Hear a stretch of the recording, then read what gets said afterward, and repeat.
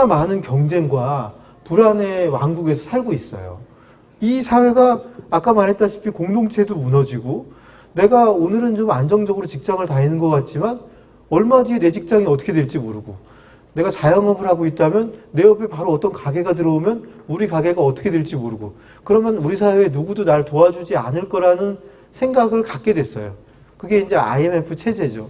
97년, 98년 이후에 IMF 체제가 되면서 우리가 상시적인 불안 속에서 살게 됐어요. 그러다 보니까 부모들이 불안하고 나도 이렇게 불안한데 내 새끼는 이렇게 좀 안 살았으면 하는 생각을 다 갖지 않습니까? 내 새끼는 좀 안정되게 살았으면 하는 마음을 당연히 갖게 됩니다.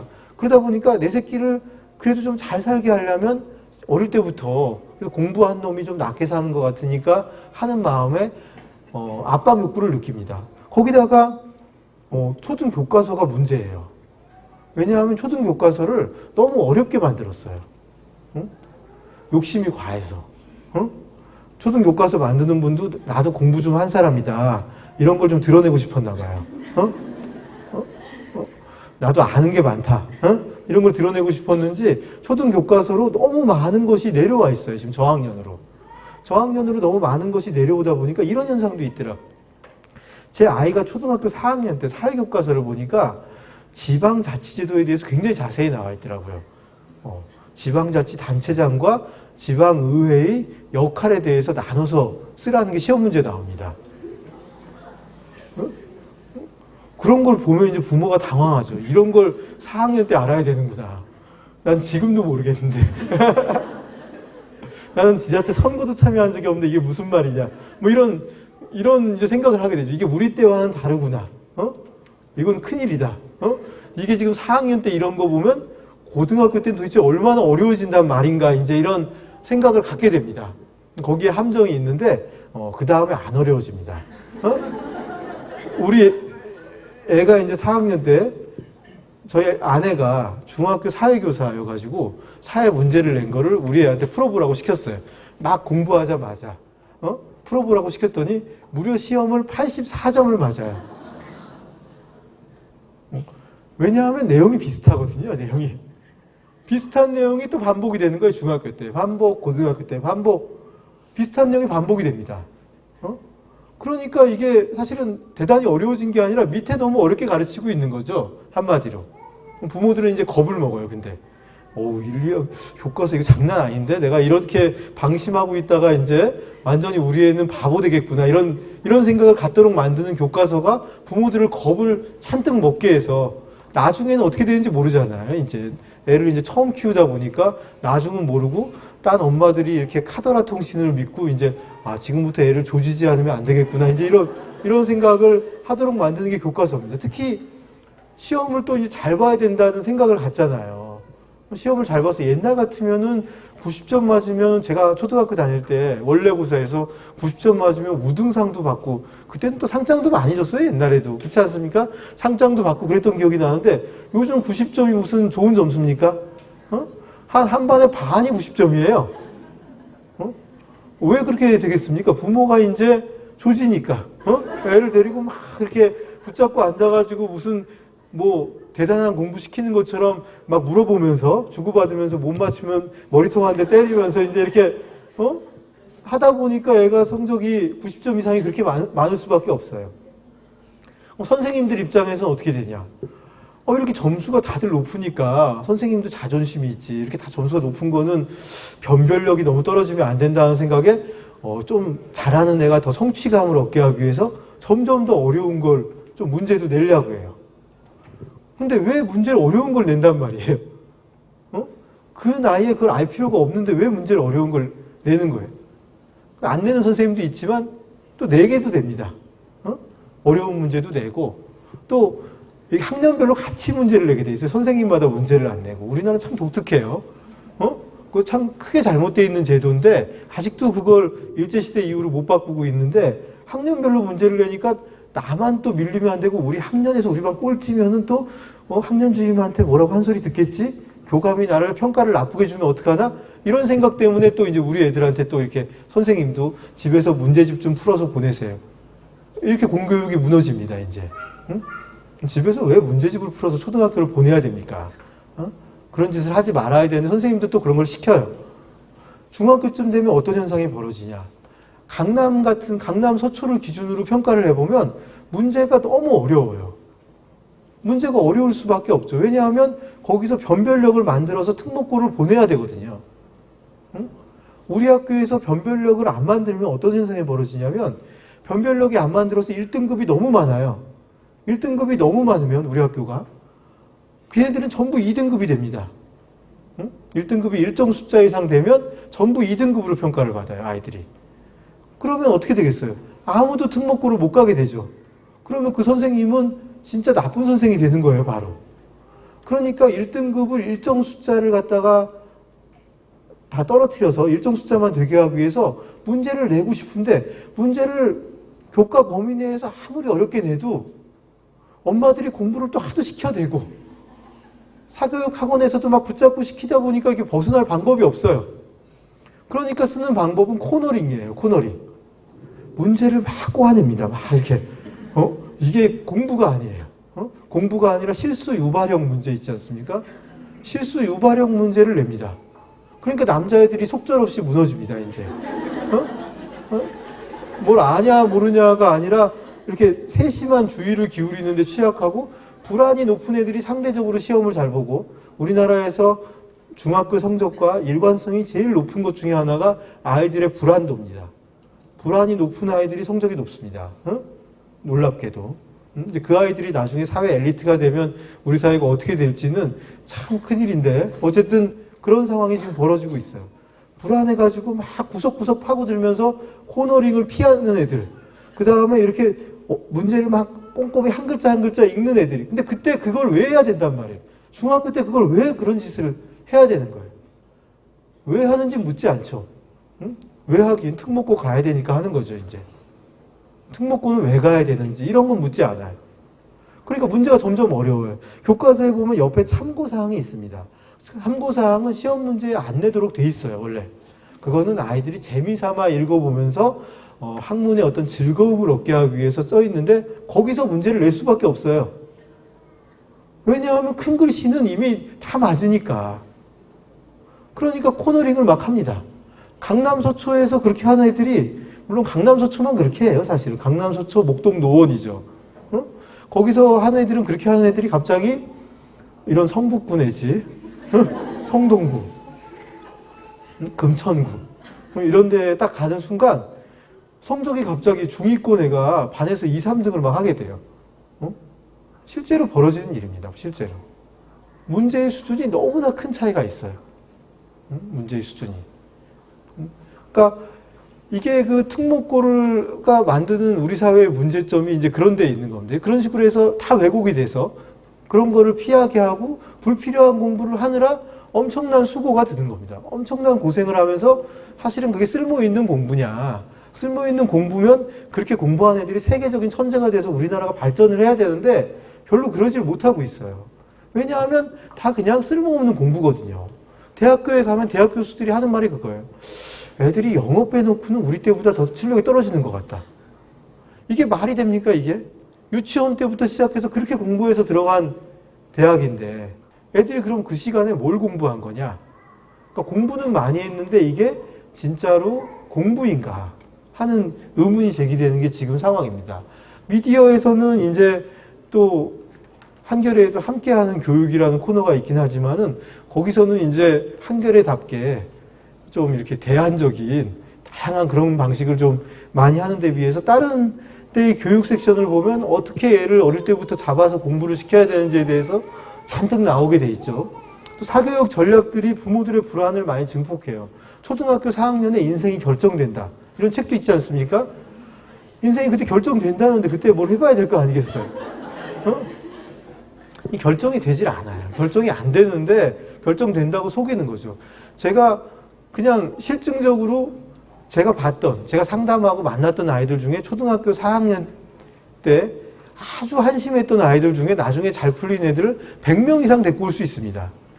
얼마든지 잘 풀리는 아이들이 많은데 이런 식으로 부모들한테 4학년 때 인생이 결정되니까 4학년 때 잘 되려면 유치원부터 잡아야 된다. 이제 이런 논리가 이제 돼가지고 애들을 이렇게 잡는 거죠. 또 거기다가 지금의 부모 세대가 자존감이 높지가 않아요. 응? 왜냐하면 야단 맞고 자랐으니까. 응? 별로 인정받지 못하고 자란 세대예요. 특히 엄마들이 더 그렇습니다. 엄마들 여자를 좀 당시 좀 무시하지 않았습니까? 여자들을 무시해서 제가 초등학교 다닐 때만 해도 반장은 남자만 하고 부반장을 여자가 하고 뭐 이런 식의 시스템이었어요. 한번 반장을 여자를 시켰는데 어떤 선생님이 여자를 시켰는데 그거 가지고 막 또 문제가 될 정도로 교장 선생님이 왜 반장을 여자를 시켜서 반 분위기를 이렇게 만드냐고 이런 시절이었어요. 그러니까 여자들은 상당히 무시받고 살던 굉장히 잘해야 되고 꼼꼼해야 되고 행동거지도 바라야 되고 그 다음에 열심히 살아야 되고 뭐 이런 압박을 많이 받고 그런 완벽주의를 갖다 강요받다 보면 자존감이 다 떨어지게 돼 있습니다. 그러니까 엄마들의 자존감이 우리 사회에 보면 굉장히 다 낮아요. 응?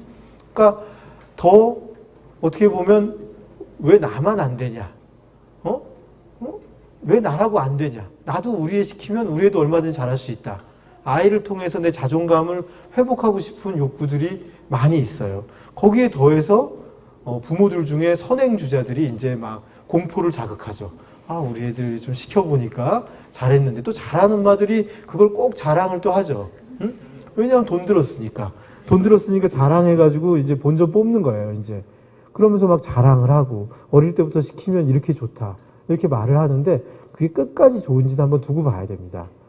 근데 이제 그런 말들도 하고 계속 그런 분들이 이제 특목중, 특목고 이런 걸 만들면서 조기 탈락 유도형 시스템을 만들려고 노력을 하다 보니까 우리가 다들 이렇게 부모들이 처음에는 우리 애는 행복을 위해서 가르쳐야지 하는 마음을 갖다가 슬슬 불안해져요. 초등학교 가서 교과서를 보면서 무너지기 시작하더니 반에서 이제 잘하는 애가 있는데 우리 애는 70점을 맞아오는 순간 과연 내가 잘하고 있는 것인가 하면서 흔들리기 시작합니다. 그러다가 옆에서 초등학교 4학년 인생이 결정된다는데 어떡하지? 우리의 인생은 망가진 건가? 이렇게 생각이 들면서 불안해지다가 특목고를 가려면 이렇게 준비해서는 답이 없다는 학원의 한마디에 학원에 가가지고 평가를 한번 받았더니 갈 반이 없는데요. 뭐 이제 이런 말을 들으면 이제 내가 지금 내 자존심 때문에 내 잘못된 어떤 자유주의 철학 때문에 우리 애를 망쳤구나. 이러면서 이제 부모들이 후회하고 옆 사람들한테 그 이론과 실제가 달라. 뭐 이제 이런 말을 하고 다닙니다. 설 배운 겁니다. 설 배운 거. 실제로는 이론과 실제가 그렇게 다르지 않습니다. 제가 보기에는. 제가 봤던 아이 중에 사실은 저도 이론과 실제가 다르지 않을까 이런 생각을 가졌었어요. 저는 의사이기 때문에 의사는 뭐 학문을 해도 우리는 실용학문입니다. 실용학문이어서 검은 고양이든 흰 고양이든 쥐만 잡으면 된다 이런 생각도 있고 어쨌든 도움되게 하는 게 장땡이다 이런 생각을 갖고 살지 뭐가 윤리적으로 뭐 옳은 것이 너무 여기에 집착하지 내 환자를 어떻게 고치냐가 중요하지 뭐를 이렇게 따져보지는 않습니다. 근데 내가 한번 그렇게 저도 생각해서 이론과 실제는 다르니까 실제적으로 어떻게 도움을 줘야 생각을 했는데 어떤 아이가 있어요. 그 아이들이 나한테 가르쳐 준 게 너무 많아요. 예를 들어 제가 치료했던 아이 중에 6학년 때 왔는데 IQ가 78인가 나오는 거예요.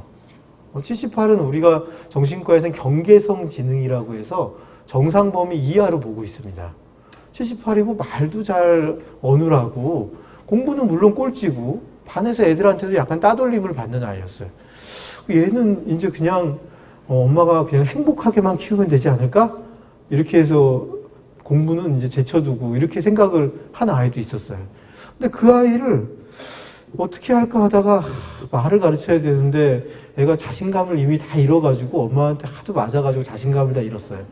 그래서 자신감도 잃고 해가지고 얘를 어떻게 말을 가르치고 글을 읽게 할까 하다가 친구도 없으니까 걔한테 제가 어릴 때 여자들이 할리퀸 로맨스를 좋아했던 게 생각이 났어요. 그런 거를 즐겨보더라고요. 아주 재밌게. 남자라면 무협지가 있을 텐데 얘는 여자애니까 그래서 할리퀸 로맨스를 일으켜야 되겠다. 그래서 엄마한테 할리퀸 로맨스를 구해서 구해서 좀 읽혀봐라. 역시 그건 좋아하더라고요. 역시 그 할리퀸 로맨스를 보니까 이제 얘가 좀 거기에 재미를 좀 붙였어요. 재미를 붙여가지고 열심히 읽기 시작하니까 엄마는 걱정이 태산이죠. 얘가 이상한 길로 빠지는 게 아니야. 거기에 나오는 이상한 어떤 장면들도 많던데 그 장면으로 얘가 좀 공부도 못하는데 변태까지 되면 어떡하지? 이제 이런 걱정을 이제 하기 시작했는데 어쨌든 일단 글을 좀 빨리 읽는 게 공부에는 좀 도움이 되지 않을까 이제 생각을 해서 시켜봤어요. 어쨌든 책을 열심히 읽더니 나중에 할리퀸 로맨스를 막 열심히 읽더니 나중에는 딴 책들도 제가 청소년 소설 이렇게 권하면 그것도 읽더라고요. 한 3년 하니까 중3쯤 됐을 때의 기준으로 책 읽는 게 또래들보다 낫더라고요. 놀랍게 국어 성적이 90점 가까이 올라가는 거예요. 별로 공부를 안 하는데 영수는 바닥입니다. 영수는 바닥이었어요. 영수는 여전히 바닥이었고 그래도 이제 영수가 바닥인 애가 대학을 갈 수는 없잖아요. 그래서 얘는 미래를 위해서 어렸을 때 이제 야단을 많이 맞던 애들은 애완동물에 관심이 많습니다.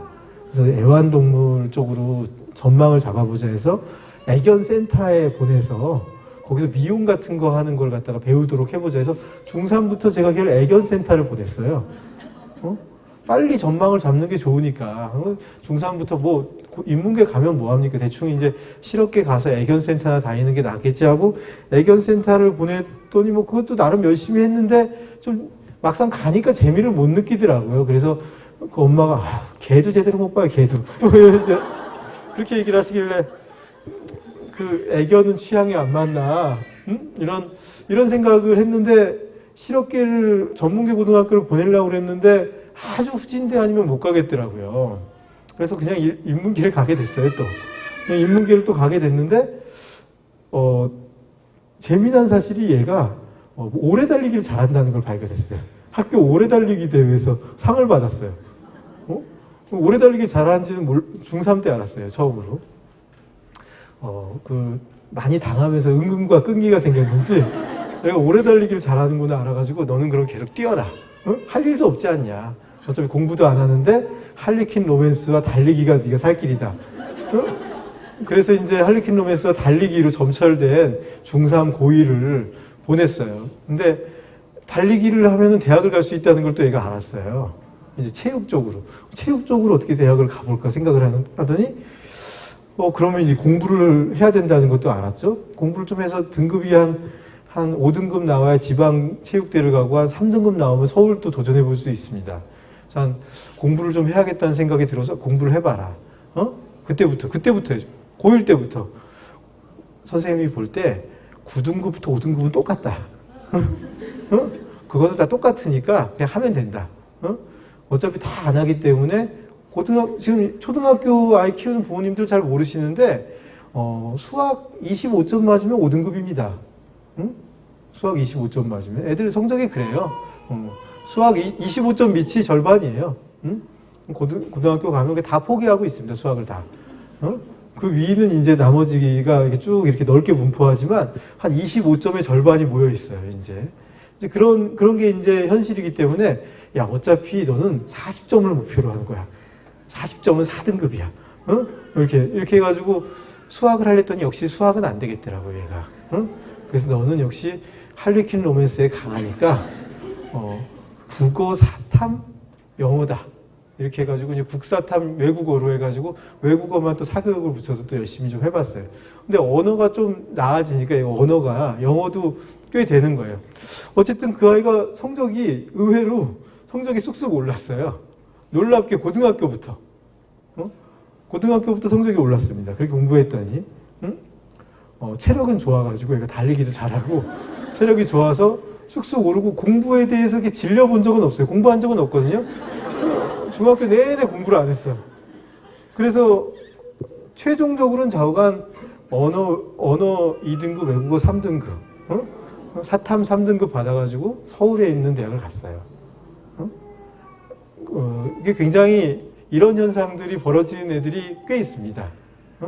그러니까 초등학교 4학년에 인생이 결정된다고 생각하면 걔는 지금 노숙자를 했어야 되는 건데 꼭 그렇지만은 않은 거죠. 이제 뒤늦게도 이제 꾸준히 하면 이렇게 변화하는 아이들이 얼마든지 있는지 아는데 그런 거를 이렇게 빨리 선행주자들이 횡포를 부려서 점점 그런 애들을 없애려고 하고 있어요.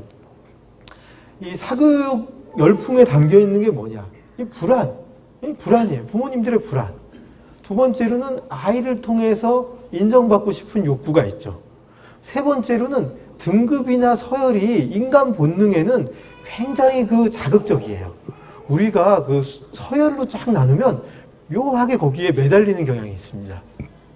서열이 있으면. 순위가 정해지면 그 순위 경쟁에 매달리고 무슨 등급이 있으면 어떻게든 등급을 올려보려고 매달립니다. 왜 애들이 게임을 좋아하냐면 게임에는 등급이 있어요. 메이플 보면은 250레벨까지 쭉 올라갑니다. 애들이 좋아하는 메이플, LOL이든 이런 게임을 보면 등급제를 안 하는 게임은 인기가 없습니다. 등급제를 하면 그 등급에서 그걸 한 레벨씩 올려가려고 애들이 굉장한 노력을 하고 있거든요.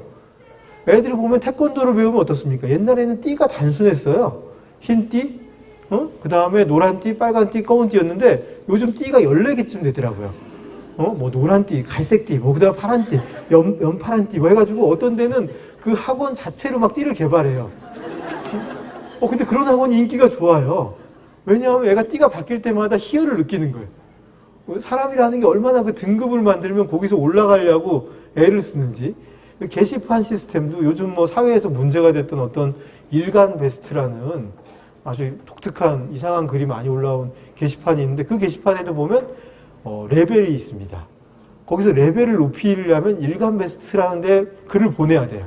그러려면 굉장히 자극적이고 이상한 걸 써야 돼.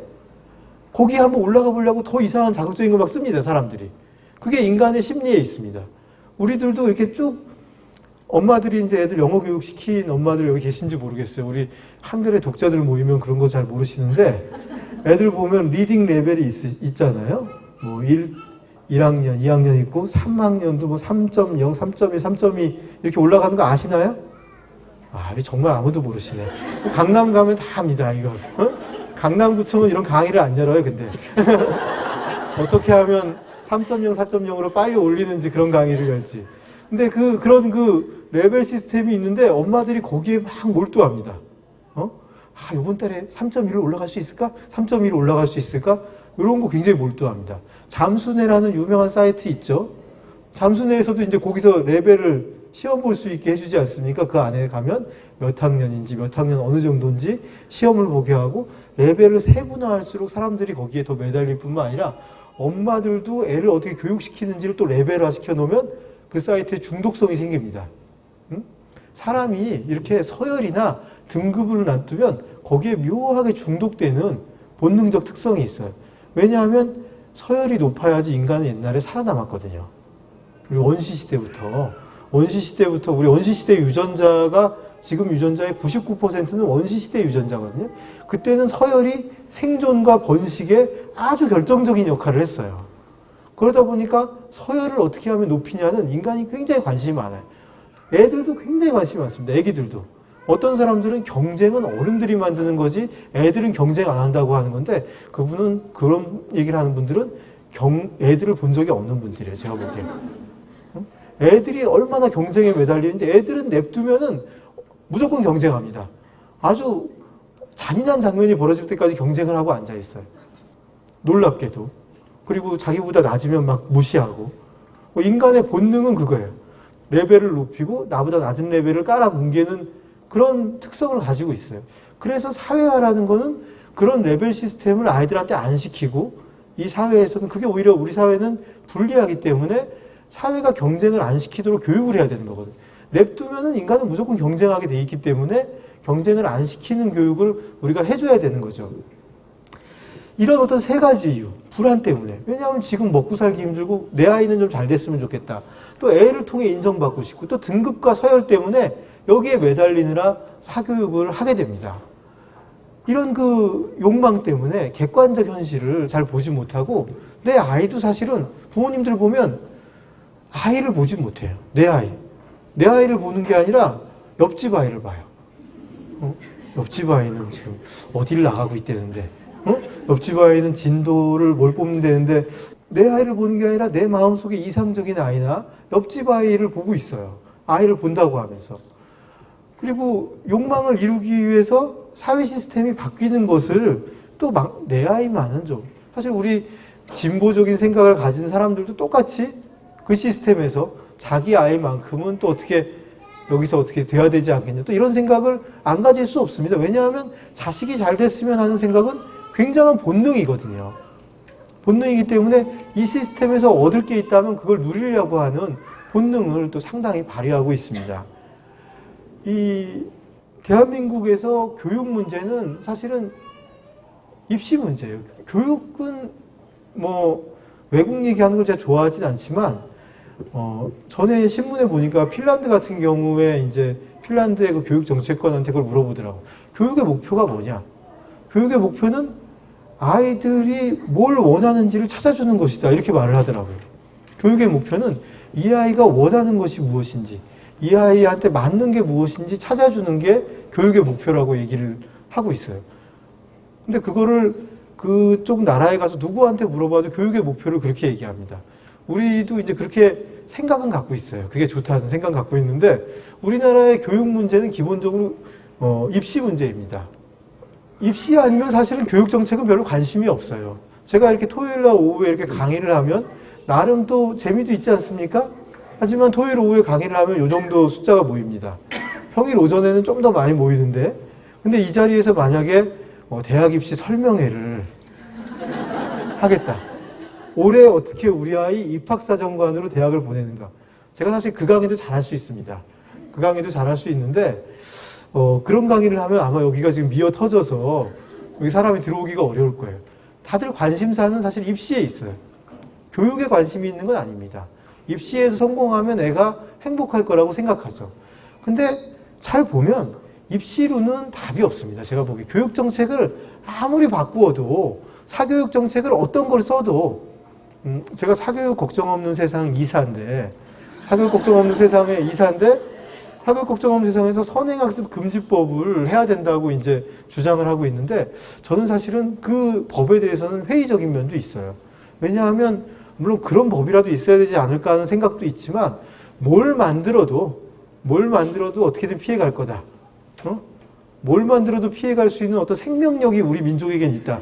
이런 어떤 믿음이 있어요. 제가 보기에.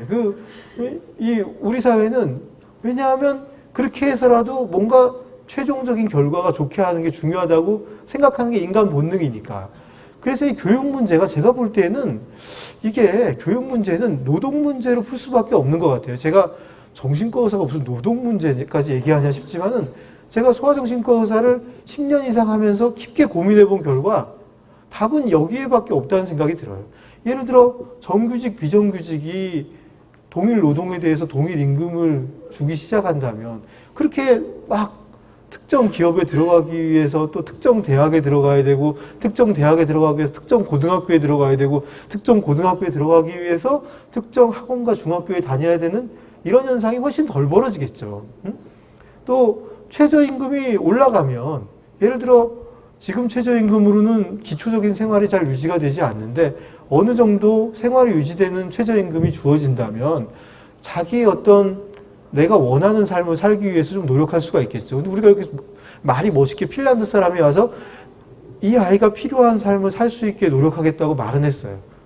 어떤 분이 그러시죠. 어떤 교육 전문가가 우리 아이는 공부를 잘해서 스카이 대학을 갔지만 이 아이의 미래를 위해서 나는 얘가 진정 원하는 그림책 작가가 되게 하려고 마음을 먹었다. 이렇게 얘기를 하시더라고요. 되게 훌륭한 분이라는 생각도 들지만 한편으로 걱정되는 게 뭐냐. 우리나라, 제가 그림책 칼럼도 씁니다. 우리나라 그림책 작가는 살기가 어렵습니다. 우리나라 그림책 작가들이 1년에 그림책을 성공적으로 낸다고 해봐야 그림책 지금 내면 3,000권도 못 팔리는데 3,000권 팔아서 인세를 받으면 300만 원을 받습니다. 2년에 책 한 권 내요. 2년 수입이 300만 원입니다. 최저임금은 그것도 안 되거든요. 어떻게 보면 우리 사회의 여러 가지 그런 시스템이 그런 상황에서 내 아이의 행복을 위해서 다양한 걸 하도록 한다는 게 이게 말이 안 되는 측면이 있거든요. 어떻게든 대기업을 보내고 어떻게든 안정적인 직장을 보내려는 이유가 거기에 가면 그래도 덜 잘리고 거기에 가면 무언가 복지 시스템이 더 낫고 이러기 때문에 거기 가려고 하는 거거든요. 이런 최저임금제 문제나 사회 안전망 문제가 확보가 되지 않으면은 내가 보기에 입시 정책을 사교육 정책을 뭘 하더라도 부모의 기본적인 불안을 해결할 수가 없다는 생각이 들어요.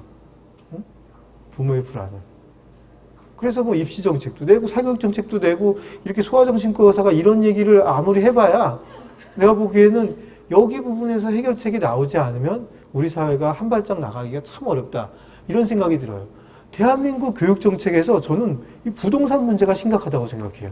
이 소아정신과 의사가 드디어 노동을 얘기하더니 부동산까지 얘기하는데 제가 이걸 자꾸 생각을 하고 고민을 해보다 보니까 부동산 문제까지 가게 됐어요. 왜냐하면 이 입시 정책을 어떻게 결정하나 보니까 어떤 정책도 이제는 공청회를 안 하면 정해지는 정책은 없어요. 다 공청회를 통과한 정책입니다. 구의 정책이든 시의 정책이든 국가의 정책이든 공청회를 다 통과하게 돼 있거든요. 그런데 여러분 여기 중에 공청회 가신 분 있으세요? 공청회 가는 사람 없습니다. 보통 엄마들 아빠들 바빠서 애 키우고 집안 지금 살림하고 돈 버느라 바쁘지 공청회 갈 시간이 없거든요. 그 공청회에 가면 오는 분들이 있어요. 개발업자들이 거기 공청회를 주로 옵니다. 지역 부동산을 하시는 분들, 그분이 이제 묘한 지역 유지로 행사를 하시죠. 그분들이 공청회에 가면 발언권이 높아요. 선거를 해도 지방자치 선거를 해도 그분들이 표를 많이 모아줄 수가 있지 않습니까? 그러다 보니까 상당한 발언권을 갖고서 행사를 해요. 근데 이분들에게 중요한 건 뭡니까? 부동산 거래가 활성화되고 부동산 값이 오르는 게 중요하거든요. 특목고를 왜 만들겠습니까? 엄마들한테 조사하면 특목고 반대가 훨씬 많아요. 특목중은 반대가 70%가 넘습니다. 근데 특목고를 만들면 어떻게 됩니까? 집값이 오릅니다. 집값이. 이 지역에 그래서 지방자치단체장들이 선거 나올 때 무슨 얘기합니까? 특목고를 유치하겠다. 응? 특목중을 설치하겠다. 우리 동네에도 외국어 고등학교 공립고를 설치하겠다. 이런 거 다 말하지 않습니까? 이게 왜냐하면 부동산 값을 올리고 그 부동산 값을 올리는 게 지역에서 이 사람들한테 표를 많이 얻을 수 있는 것이라는 걸 잘 알고 있어요. 제가 볼 때 굉장히 합리적이에요. 애를 사교육을 시키는 것보다 내 부동산 값을 올려서 물려주는 게 훨씬 나을 수 있어요. 제가 볼 때. 사람이 굉장히 합리적인 동물입니다, 보면. 내가 얘를 사교육시켜봤자 공부를 이건희 씨 손자를 봐도 별로 안 되는 것 같은데 돈을 물려주는 건 훨씬 효과적이니까 내 부동산 값을 올려주는 게 효과적이거든요. 애가 괴롭든 말든 부동산 값 올려주는 정책이 그래서 먹힙니다. 그래서 교육 정책이 전체적으로 보면 어느 지역이나 우리 동네에서 스카이를 몇 명 갔냐에 매달려요. 왜냐? 스카이를 많이 보낸 걸로 봐서 교육 환경이 좋은 것 같고 교육 환경이 좋으면 그 동네 가서 살아야 될 것 같거든요. 교육 환경이 좋은데 교육에 관심이 있는 부모들이 모이고 교육에 관심 있는 부모들이 모이니까 애들이 약간 좀 순하기도 하고 그러니까 그 동네 가면 별 사고도 안 치고 이렇게 해서 그 지역 집값이 오르게 돼 있습니다. 이런 현상이 벌어지고 있는 거예요. 그러니까 스카이를 많이 보내는 게 중요한 거예요. 아이들 개개인 스카이 갈 수 있는 애가 몇 명이나 있습니까? 우리나라에. 지금 요즘 아이들 1년에 45만 명 태어나는데 그중에 스카이 10,000명 가거든요. 스카이 못 가는 44만 명의 행복은 중요하지가 않아요. 왜냐면 부동산 값에 영향이 없어. 스카이를 가는 그 10,000명이 부동산 값을 좌우합니다. 이 부동산이라는 게 얼마나 무섭냐면 진보 교육감들이 다양한 정책을 했어요. 인권 정책, 여러 가지 정책을 했는데 다 뭐 이렇게 잘 안 되고 있는데 혁신학교만 잘 돼요. 혁신학교 잘 되죠. 혁신학교가 왜 잘 됩니까? 부동산 값을 올려주거든요. 그래도 초등학교 혁신학교가 잘 되죠. 혁신중은 조금 애매해요. 혁신초는 거기 가면 애들이 좀 행복하게 사는 것 같다 하니까 또 약간 그 애들을 좀 행복하게 살게 해야겠다는 아직 철이 덜 든 부모들이 이제 그쪽으로 이게 좀 모입니다. 그러니까 그 인근의 전세값, 부동산 값이 오르는 경향이 있어요. 그러다 보니까 이 혁신학교가 부동산 업자들도 찬성하는 공청회 가면 이렇게 막 탁 봐도 이분은 부동산계에 있는 분이다 싶은 혁신학교 좋은 정책이라고. 왜 좋냐? 좋은 거잖아. 애들 행복해야죠. 이렇게 또 얘기해. 그분이 엊그저께는 특목중 만들자는 분이고 엊그저께는 특목고 유치하자는 분인데 또 오늘은 혁신학교를 초등학교 만들어야 된다고 얘기를 합니다. 똑같은 맥락은 뭐가 맥락이냐? 부동산 값 올려주는데 아파트 값 올려주는데 어떤 영향이 있는지가 결정을 해요. 왜냐하면 우리 모두는 그런 공청회에 가지 않아요. 그리고 지방자치 선거를 해도 바쁘니까 표 행사하기가 쉽지 않습니다. 실제로 많은 거를 좌지우지하는 게 그런 데서 좌지우지합니다. 우리 교육정책이 아이들을 어떻게 도와줄 것인가에 대한 고민으로 결정나기보다는 우리 동네 아파트 값에 의해서 결정나는 부분이 더 크다는 생각 때문에 참 안타까운 부분이죠. 사교육이 과연 효과적이냐? 응? 아까도 제가 실제로도 효과가 없다고 했지만 좀 더 거시적으로 보자면 상위 15개 대학, 애들 외우는 거 있지 않습니까? 스카이, 서성한, 중경외시, 건동홍이라고. 이거 외우는 게 있죠. 이제 서열화가 돼가지고. 여기에 이제 카이스트하고 포스텍이 붙죠. 이제 카이스트하고 포스텍이 붙는데 이렇게 외웁니다, 애들이.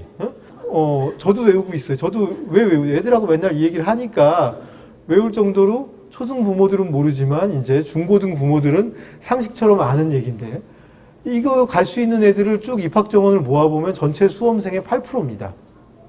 전체 수험생의 8%니까 92%는 못 간다는 얘기죠. 그러면 부모들이 이제 초등학교 때는 아무리 우리 애가 공부해도 이 정도 갈 거라고 생각하잖아요. 나는 우리 아이의 행복을 위해서, 응? 나는 우리 아이가 공부에 너무 집착하지 않고 마음이 행복한 아이로 컸으면 좋겠어요. 하지만 여기는 갈 줄 알아요.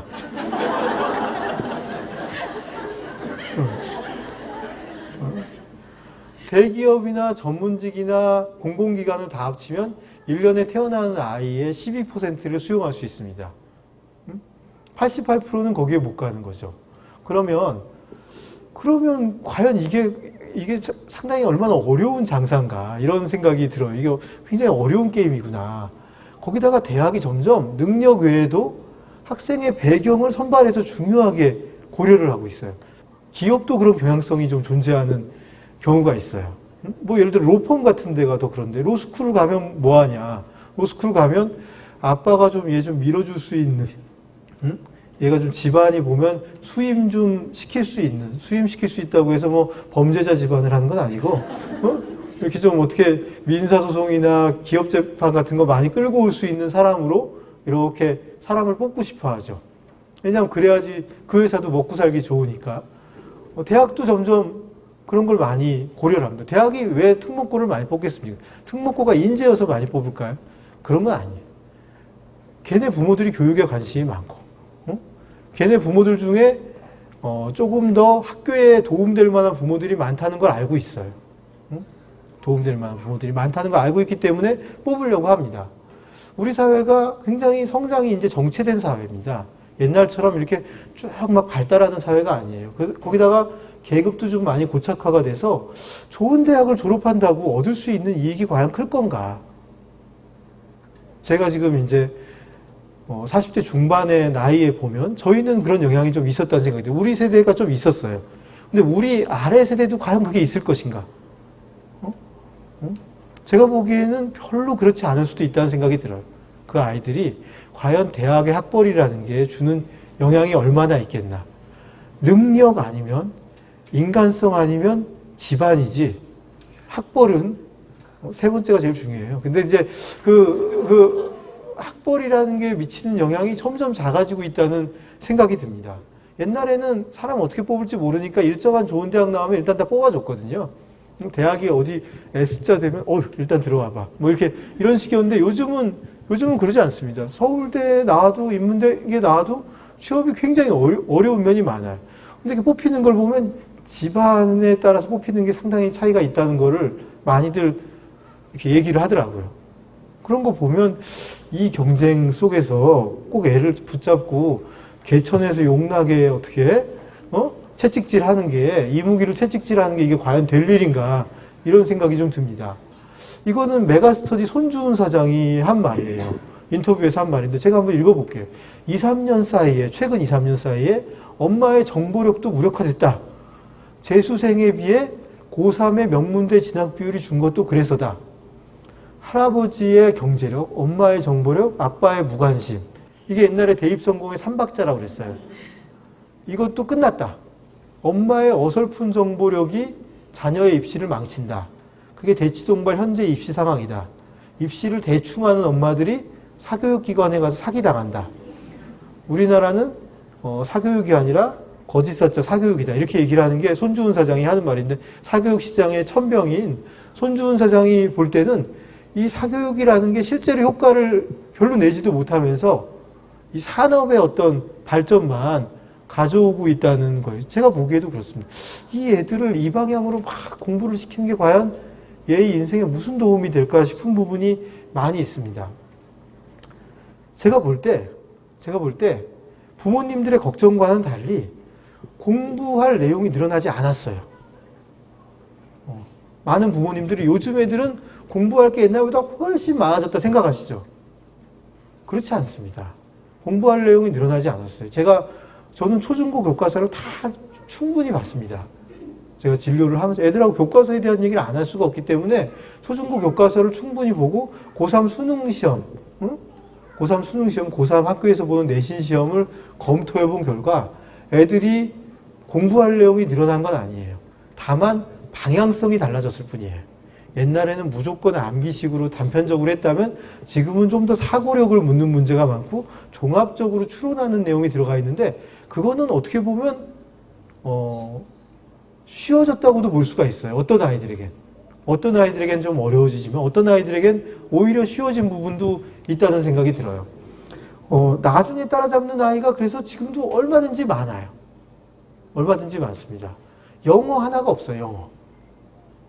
영어가 좀 어렵습니다. 왜냐하면 영어가 3급 영어, 지금 우리나라 수능에서 보려는 영어가 되려면 영어 공부 시간 자체가 1700시간 해야 되거든요. 근데 이제 그걸 나중에 하기에는 어렵겠죠, 이제.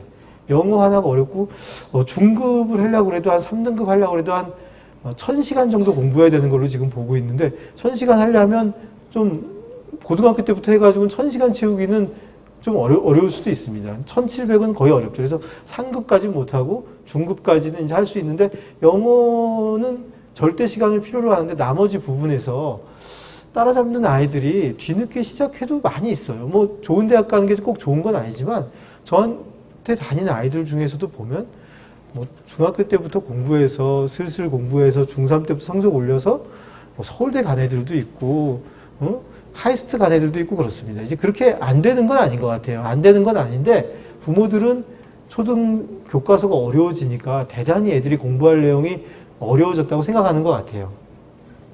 두 번째는 우리가 애들한테 사교육을 시키면 무언가를 시키고 있다고 생각을 해요. 무언가 애한테 많이 넣고 있고 애가 빈둥빈둥 놀면서 이렇게 장난감 가지고 빡빡빡빡 뭐 이러면서 놀고 있으면 이게 지금 왜 시간 낭비하고 있나? 지금 이 소중한 시간을 이렇게 날려보내나 이렇게 생각을 하고 있지 않습니까? 근데 그렇지 않다는 거예요. 얘가 이 시간에 무언가를 얻는다면 이 장난감을 가지고 노는 거는 못하는 거거든요. 얘가 지금 막 영어 단어를 외우고 있으면 빈둥빈둥하면서 멀뚱멀뚱하면서 딴 잡생각하는 걸 못하는 건데 그런 잡생각을 하거나 장난감을 가지고 노는 시간이 무의미한 시간이 아니라는 거예요. 굉장히 의미 있는 시간일 수가 있거든요. 그런 시간이 모여서 종합적인 사고력도 만들어지고 상상력도 만들어지고 창의성도 만들어지고 그럴 수 있는데 그런 시간들이 없기 때문에 오히려 나중에 그런 시간이 없는 게 부정적인 영향을 미칠 수도 있다는 생각이 들어요. 제가 저를 기준으로 생각을 해보면 이런 것 같아요. 제가 초등학교 때 저희 어머님이 몸이 많이 편찮으셨어요. 그래서 입원을 굉장히 많이 하셨는데 입원을 많이 해가지고 이제 우리 엄마가 집에 없으니까 이제 집에서 뭐 집안일도 제가 하면서 이렇게 쭉 컸는데 그러면서 이제 할 일이 없었어요. 할 일이 너무 없고 친구들은 그때 과외가 있었어요. 잠깐 과외가 있는데 애들은 이제 과외를 받으러 가면 이제 저는 할 일이 없어요. 할 일이 없어가지고 방구석에 앉아가지고 이렇게 멍하니 있는 시간이 많았습니다. 그래서 문짝을 들여다보다가 이 문짝은 도대체 어디서 온 걸까? 이것도 분명히 어느 산에 있는 나무에서 왔겠지. 그 산에서 이 나무가 캐져서 어디로 갔을까? 뭐 이런 생각을 한 열흘에 걸쳐서 그런 생각을 한 적이 있어요. 열흘 이상 그 문짝의 인생에 대해서 문짝의 인생에 대해서 할 일이 없으니까 그런 생각하고 있겠죠? 문짝에 대해서 항상 고민을 해봤어요. 그래서 이제 이 문짝은 나 혼자 또 상상을 하는 거죠. 내 그때의 괴로운 정서. 친구들한테도 좀 인정도 못 받고, 제가 이제 키도 좀 작은 데다가 또 그때 어머님이 없으니까 옷을 꾀재재하게 입고 다니지 않겠습니까? 애들한테 별로 인정도 못 받고 저는 과외도 안 받으니까 공부도 좀 그렇게 잘하지 못했습니다. 그래서 그냥 그럭저럭 그냥 이렇게 살면서 나도 뭔가 버림받은 듯한 느낌을 가지고 이 문짝도 부잣집에 있다가 버림을 받았는데 어떤 가난한 집 아이들이 그 문짝을 재활용을 고물상에서 사와서 붙이고 너무 아껴줘서 문짝이 행복하게 살았다. 뭐 이런 얘기를 혼자 상상을 해본 거예요. 그 상상을 한 다음에 그거를 제가 글로 썼어요. 우연히 그때 무슨 학교에서 글짓기 대회가 있었는데 글짓기 하면 딱 제목을 지어주지 않습니까? 제목이 문인 거예요, 문. 제목이 우연히 문이더라고. 이거 내가 문을 내가 지금 일주일 이상 내가 문 가지고 내가 생각을 했는데 문이 나오다니 이건 나를 위한 거다 해서 당연히 제가 그 문을 가지고 한 글짓기 대회에서 우승을 했죠. 응? 응? 왜냐하면 문에 대해서 그때 나만큼 고민한 사람이 어디 있겠어요. 그래서 그게 집구석에 앉아서 문만 들여다보고 있으니까 생각난 건데 그런 시간을 가지면서 문에 대해서 하니까 우리 학교 이제 어떤 선생님, 옆반 선생님이 너가 글 쓰는 재주가 있는 것 같으니까 와서 나한테 글을 배워보라고 해가지고 그 선생님이 방과 후에 몇 명 놓고 글쓰기를 가르쳤습니다. 그 덕분에 제가 요즘 칼럼도 쓰고 뭐 라디오도 하고 책도 내고 한 게 그 당시에 그 멍하니 앉아서 문짝을 들여다본 걸 계기로 시작을 했던 것 같아요. 어떻게 보면 그 할 일 없는 시간, 그때 제 친구들이랑 같이 과외를 받으면서 다녔으면 그런 일을 못했겠죠. 이제 저도 그 과외에서 그 과외 선생님한테 인정도 받아야 되겠고 과외 그룹 내에서 나도 나름 또 머리가 나쁘지 않다고 생각하니까 거기 성적을 좋게 받으려고 문에 대한 생각은 안 해봤을 것 같아요. 제가 보기에. 근데 이제 그런 과정들이 결국은 무언가를 얻는 것이 있다면 그 순간 잃는 것이 있는데 지금 아이들한테 아주 어린아이한테 영어 유치원에서 막 영어를 가르치려고 하고 있어요. 그러면 그 시간에 얘가 영어를 배우면 얘는 딴 애들보다 한 개를 더 배운다고 생각하는데 그럼 그 시간에 못하는 다른 게 분명히 있습니다. 그 잃는 게 뭔지 모르고 있을 뿐이에요. 그 잃는 게 얘 인생의 어떤 가능성을 막고 얘 인생에 더 안 좋은 길로 끌고 갈 수도 있을지 모르겠어요. 근데 부모들은 준 것만 생각하고 자기 머릿속에서 필요한 것만 생각하는 경우가 많아요. 우리 미디어에서는 많이 막 우리 사회를 얘기하고 있는데 우리 사회가 굉장히 양극화가 많이 돼 있다는 생각이 들어요. 제가 보기에 어느 지역에 따라서 참 차이가 큽니다. 어떤 지역은 너무 과부되고 있고 어떤 지역은 굉장히 위험 속에 방치가 되는 경우가 많은 것 같아요. 근데 제가 이렇게 신문 기사에서 뭐 교육에 대한 기사를 보고 뭘 보면 항상 불만이 있어요. 그 기사를 보면은 그 기사에 관심이 있을 사람이 제가 보기에는 우리 사회 48만 아이 중에 제가 보기에 한 10만 아이들만 관심이 있고 38만 명은 관심이 없는 얘기라고 생각이 들어요. 사교육도 우리 대단히 많이 시키는 것 같지만 막상 보면 본격적인 사교육을 시키는 사람들이 보육 의미에서의 사교육 말고 본격적인 의미에서의 사교육을 시키는 사람은 기껏해야 40%밖에 안 됩니다. 60%는 우리 사회가 사교육을 안 시키고 있어요. 서울에서도 보면 서초구에서 학원 다니는 사람, 1개 다니는 사람, 2개 다니는 손들려면 평균 2점 몇 개를 다니는데 금천구에서 학원 다니는 사람 손들려면 학원 안 다니는 데 굉장히 많아요. 그러니까 그게 우리 사회의 실제 모습이라는 생각이 들어요. 근데 이상하게 뉴스에 보면 그렇게 사교육을 많이 시키고 그런 것만 뉴스에 나와요. 왜냐하면 기자분들이 갖고 있는 아이덴티티가 정체성이 거기에 꽂혀 있어서 그래. 서울의 중산층, 그 다음에 어느 정도 괜찮은 지역에서 교육에 관심 많은 사람들이 다 기자도 하고 그런 분들이 주로 이렇게 얘기를 하다 보니까 그 얘기가 우리 사회의 중요한 얘기인 것 같은데 나는 그러다 보니까 이게 상당히 왜곡이 많이 발생한다는 생각이 듭니다. 이게 보면은 2011년에 지역별 우울증이 서초, 강남, 송파가 많고 양천이 많죠. 이걸 보고 이제 이런 정책이 나올 수가 있어요.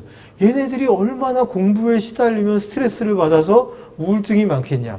ADHD 조사에도 똑같이 나오고 소아정신과 방문 비율을 말해 똑같이 나옵니다. 근데 이게 사실은 그게 진실이 아니에요. 진실은 뭐냐면 이 지역만 소아정신과가 많아요. 딴 지역은 장사가 안 되니까 없어요. 왜냐하면 엄마들이 별로 애한테 그만큼 관심도 없고 데려갈 여력도 안 되고 그런 이렇게 좀 이런 정보에 대해서 둔감하고 하기 때문에 잘 안 갑니다.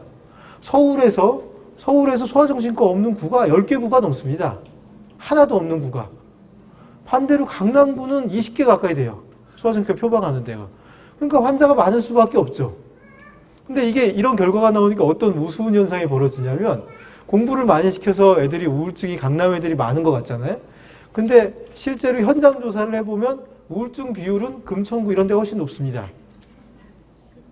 중랑구, 금천구, 은평구 이런 데 우울증이 많아요. 왜냐하면 애들이 거기 지역 애들이 더 열악한 상황에 살고 있거든요. 강남이랑 예를 들어 안산이라는 지역이 있으면 안산이랑 비교하면 안산 애들이 정신건강 문제가 더 심각합니다. 선생님들한테 물어보면 알죠. 강남 선생님이 편할까요? 안산에 있는 선생님이 편할까요? 안산의 선생님들 너무 괴로워해요. 애들 가르쳐. 애들이 너무 가정도 많고 한부모 가정, 다문화 해가지고 애들의 여러 문제가 있는 게 하루에도 막 피가 튀는 싸움이 막 중학교에서 막 하루에도 몇 건씩 벌어지고 강남에는 그런 일이 없습니다. 평온합니다. 근데 정신건강 문제는 유난히 강남에 많아요. 그러다 보니까 어떤 현상이 벌어지냐. 강남에만 투자가 돼요 또. 강남구가 정신건강 문제가 심각하니까 아동 정신건강 예산이 있으면 강남구부터 상담교사를 갖다 배치하려면 강남, 서초, 송파부터. 이게 말이 됩니까? 제가 보기에 안산 같은 데는 한 학교에 10명씩 배치해도 지금 모자란데 강남구에는 없어도 됩니다. 제가 보기에. 상담교사 별로 필요하지도 않아요. 엄마들이 알아서 다 근처에 소아정신과도 다녀주시고 하기 때문에 상관이 없는데 국가 자원도 왜곡이 일어나요. 그러니까 이게 미디어에서 말하는 거하고 우리 진실이 또 이런 차이가 크게 있다는 생각이 들어요. 이런 얘기를 제가 기자분들하고 많이 하거든요. 제가 소아청소년 정신의학과 홍보이사여서 이런 얘기를 많이 해도 기자분들이 그래도 공부시켜서 우울증 생긴다면 모두가 좋아한대요. 그 기사를. 공부 안 시키는 엄마들 입장에서도 좋아하고. 응? 그렇기 때문에 그 기사가 먹히지. 이거 뭐 공부 이게 사실은 소아정신과가 많아서 그렇다. 이런 기사 쓰면 그 기사는 클릭이 안 돼요. 클릭이. 그렇기 때문에 또 이제 이런 기사들이 또 많은 게 또 현실입니다. 우리가 지금 인정해야 될 진실이 뭡니까? 이게 인정을 해야 돼요. 우선 여기서부터 인정하고 넘어가야 되는데 공부가 누구나 하면 다 잘할 수 있습니까? 누구나 하면 다 잘할 수는 없습니다. 아직 본격적으로 경쟁에 뛰어들지 않은 시장에서는 좀 승부를 보지만 하나하나 다 같이 공부를 시키기 시작하면 제가 보기에 타고난 부분이 많은 부분을 차지합니다. 냉정하게 말하면. 타고난 부분이 상당히 차지해요. 애를 망치지 않는 한. 다행스러운 건 망치는 부모들이 많기 때문에 그 틈새를 파고들 수 있어요. 근데 망치는 부모 아니면 애들이 그냥 타고난 거가 많은 부분을 차지하는 것 같아요. 그래서 저는 막 우리 아이 이렇게 잘 키웠다 이런 책을 보면 굉장히 짜증이 나는 거죠. 왜냐하면 자기가 제비뽑기를 잘해서 좋은 애를 뽑았으면 운이 좋으니까 겸손하게 살아야 되거든요. 나는 진짜 운이 좋구나. 이 세상을 남이 또 그러면 좀 억울한 사람도 있을 테니까 티 안 내고 고마워하면서 이렇게 조용히 살아야지 하고 남을 좀 배려하는 마음이 있어야 되는데 꼭 내가 잘해서 잘한 것처럼 막 또 자랑을 해요. 그 자랑을 한 걸 또 마음 약한 또 못하는 부모들은 또 사서 봅니다. 사서 보서 실천하면 어떻게 됩니까? 안 되죠. 안 되면 또 자기를 탓해요. 내가 실천을 못하는구나. 사실 그 책에 써있는 내용이 그 부모가 실천한 내용도 없어요. 대필 작가도 써주시고 하니까 적당히 이제 쓴 거죠. 이제 내가 어쩌다 한두 번 한 거를 막 맨날 한 것처럼 쓴 게 얼마나 많습니까? 제가 실제로 그런 책 중에 저자하고 몇 번 대화를 했는데 어떤 잡지사의 의뢰를 받아 대화를 한 결과 그걸 기사를 안 썼어요. 기획 기사를 하려고 잡지사의 의뢰를 받아서 하다가 기사를 안 한 이유가 뭐냐? 너무 거짓말이 많아요. 거기에. 그렇게 근데 그럴듯하게 강하게 써야지 또 사람들은 좋아하지 않습니까? 애매모호하게 내가 우리 자식을 잘 낳아서 우리 자식이 잘 됐어요. 이건 책이 안 되잖아. 그러니까 뭐 없는 것도 막 집어넣어서 만든 거예요. 근데 그 얘기를 나랑 얘기하다가 이렇게 오프 더 레코드로 말을 하는 거예요. 그럼 그걸 어떻게 기사를 써가지고 내가 그걸 말을 해주겠습니까? 또 그렇다고 이 사람 사실 안 한 거 썼다. 이러면 또 명예훼손이 되지 않습니까? 이러니까 이거 기사화도 할 수 없는 그런 책은 내지 말아야죠. 응? 그런 책은 내지 말아야 되는데 그런 책을 또 내고 또 마음 아파하는 경우가 많아요.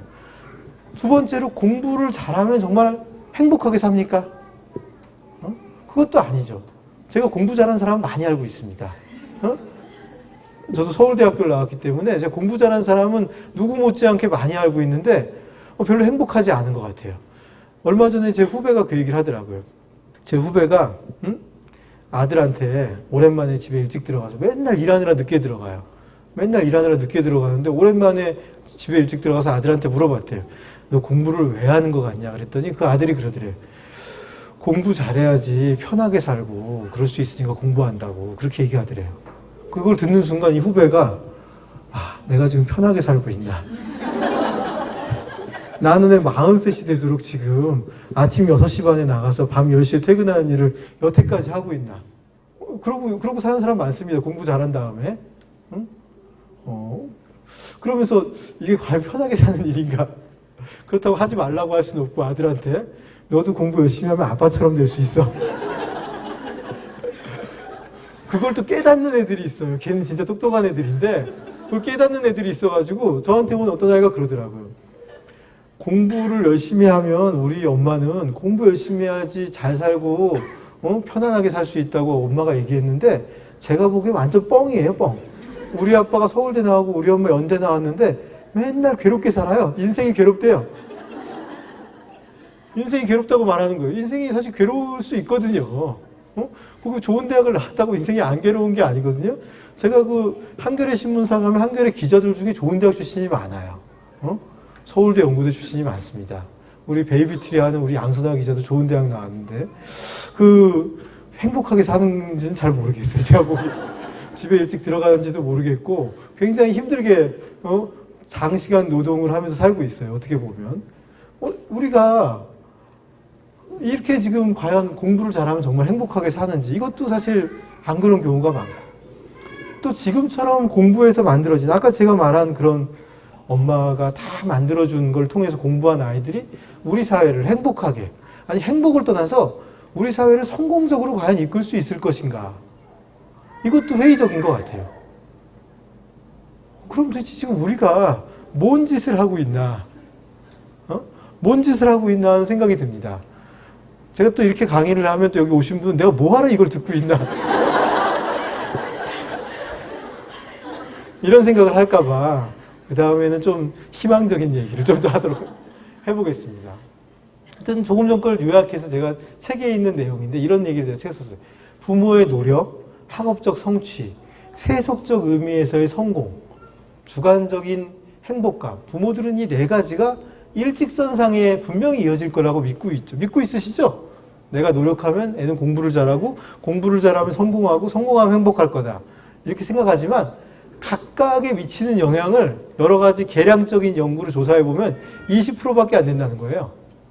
그러면 부모의 노력이 주관적인 행복감에 미칠 확률은 5분의 1 곱하기 5분의 1 곱하기 5분의 1 125분의 1의 확률로 0.8% 부모가 노력해서 애가 공부하는데 영향을 부모가 노력해서 애가 행복할 확률이 0.8%밖에 되지 않습니다. 부모가 애 공부 열심히 하라고 애를 갖다가 조절해서 애가 행복하려면 0.8% 확률이 있어요.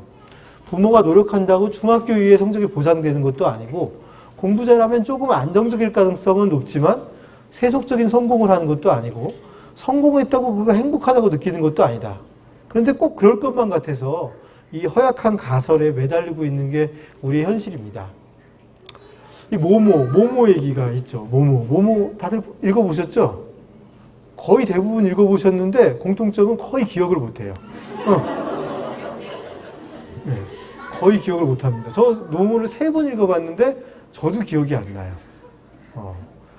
저도 기억이 안 나는데 이 모모에서 이 회색 신사 혹시 기억나시나요? 회색 신사? 회색 신사가 시간을 빼앗아 가지 않습니까? 회색 신사가 어떻게 합니까? 이 이발사한테 와서 당신은 여기서 이발이나 이렇게 이발 열심히 해가지고 빨리 돈을 모아가지고 시간을 절약해서 최선을 다해야 되는데 왜 노닥거리고 있냐. 시간을 최선을 다해 절약을 해야 된다 하니까 이발사가 내가 이렇게 살아서는 안 되지. 열심히 살아야지 하고 막 노력을 하는데 그렇게 해서 모은 시간을 이제 이 회색 신사가 다 빼앗아 가는 거죠, 이제. 여기 보면은 이 모모의 친구인 배프죠. 배포라는 청소부가 나오죠. 이 청소부의 얘기가 저는 참 인상적이었어요. 이 청소부는 자기 일을 너무나 좋아하는 사람이었어요. 근데 이 사람은 청소를 할 때 어떻게 하냐면 이렇게 쓸고 일어나가지고 좀 쉬었다가 또 쓸고 나중에 뭐가 될지 생각은 안 하고 지금 내가 이걸 쓰는 거, 그 자리, 내가 하는 행위, 내가 일하고 있는 곳, 그 다음 순간 내 움직임만 집중해서 청소를 하는 분이었어요. 너무나 평화롭게 살았거든요. 그리고 청소를 너무 즐기고 사랑했어요. 청소부라는 건 뭐 괜찮은 직업이라고 보기는 어렵지만 이분은 청소를 진정으로 사랑하고 살았는데 이 배포가 모모가 회색 신사에 의해서 이 납치가 됐지 않습니까? 납치가 된 다음에 회색 신사가 10만 시간을 네가 주면 모모를 풀어주겠다고 하니까 배포가 10만 시간을 모아야 되니까 어떻게 했습니까? 청소만 막 열심히 해야 되지 않습니까? 그러니까 청소가 싫어졌어요. 청소가 너무 하기가 싫고 자기가 너무 사랑했던 청소에서 자기는 너무나 하기 싫고 괴롭고 아침에 일어나면 일하기 싫은 사람이 되고 말았어요. 어떻게 보면 우리들의 모습, 또 우리 아이들이 공부에 대한 모습하고 전 너무 비슷한 것 같아요. 애들이 공부를 싫어하는 이유도 막 왜 해야 되는지 차분히 지금 내가 하는 행위에 집중해서 보질 못하고 막 열심히 막 무조건 밀어가지고 해야 되는 거예요. 목적을 생각하면 지금 네가 그거 생각할 때냐. 진도 뽑아야지 이런 거 있잖아요. 진도를 뽑고 지금 옆집 애들은 진도 뽑고 나가는데 너 혼자 딴 생각 잡생각을 하지 말고 일단 진도 나가고 나중에 생각해.